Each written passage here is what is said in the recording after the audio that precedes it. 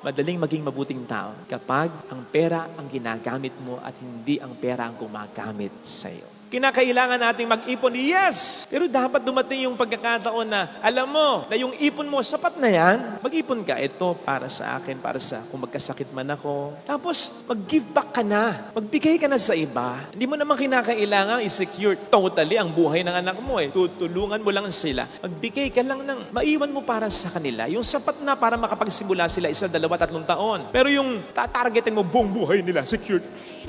Hindi tama yun. Tulungan mo rin sila na magsikap kaya mo. Sinasabi ko lang ito para hindi ka o tayo maging alipin ng pera natin. Huwag nating hayaan na mahumaling ang ating puso sa pera sapagkat our hearts are only for God.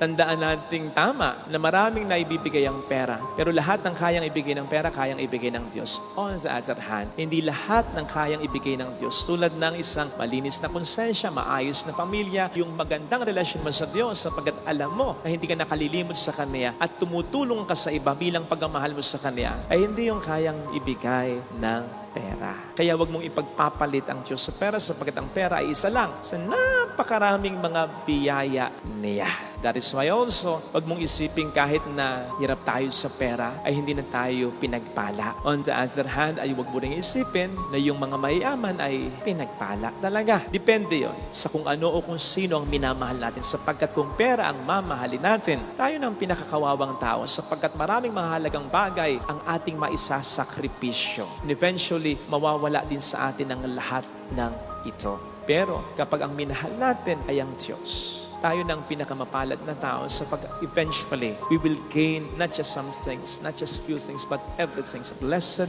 are the pure of heart, for the kingdom of heaven is theirs. Ito sana mga kapatid, ang ating panghawakan, ang ating pagnilayan upang maging maganda ang attitude natin sa pera o kayamanan. Amen.